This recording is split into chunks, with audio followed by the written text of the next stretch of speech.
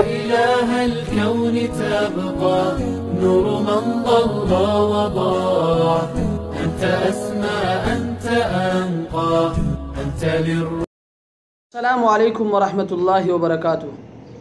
نحمده ونصلی علی رسوله الکریم، اما بعد فاعوذ باللہ من الشیطان الرجیم، بسم اللہ الرحمن الرحیم۔ الحمدللہ آج قسط نمبر 183 میں آپ کے مسائل اور ان کے حل کے ساتھ ایک مرتبہ پھر میں آپ کے درمیان۔ مسئلہ نمبر 1، کراچی سے بھائی شاہ زیب صاحب نے 3 سوالات کیے ہیں۔ ان کا پہلا سوال یہ ہے کہ شوہر اگر نماز کے دوران اپنی بیوی کا بوسہ لے تو اس کا کیا حکم ہے؟ تو مسئلہ یہ کہ اگر عورت نماز پڑھ رہی ہے اور مرد نے اس حالت میں اس کا بوسہ لیا تو عورت کی نماز فاسد ہو جائے گی، عورت اس نماز کو دوبارہ پڑھ لے، لیکن مرد کو نماز کے دوران ایسی حرکت نہیں کرنی چاہیے۔ اور اگر مرد نماز پڑھ رہا ہے اور عورت نے نماز کے دوران اس کا بوسہ لیا اور مرد کو شہوت ہو گئی تو مرد کی نماز فاسد ہو جائے گی، اور اگر مرد کو شہوت نہیں ہوئی تو نماز فاسد نہیں ہوگی۔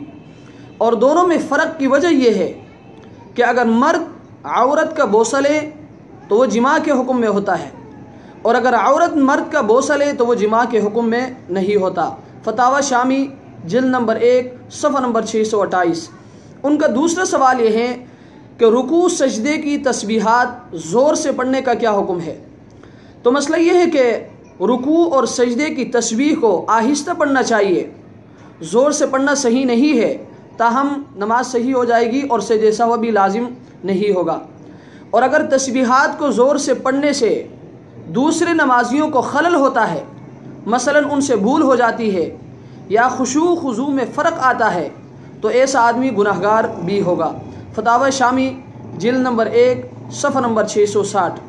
ان کا تیسرا سوال یہ ہے کہ کیا وتر کی ہر رکعت میں سورہ فاتحہ کے بعد سورت ملانا ضروری ہے یا نہیں؟ تو مسئلہ یہ کہ وتر کی ہر رکعت میں سورہ فاتحہ کے بعد سورت ملانا لازم ہے اور ضروری ہے۔ اگر کسی نے کسی رکعت میں سورہ فاتحہ کے بعد سورت نہیں ملائی تو آخر میں سجدہ سہو کرنا لازم ہوگا۔ فتاوی عالمگیری جلد نمبر 1 صفحہ نمبر 111۔ اللہ تبارک و تعالی ہمیں ان مسائل کو سمجھنے کی توفیق عطا فرمائے۔ وآخر دعوانا ان الحمد للہ رب العالمین۔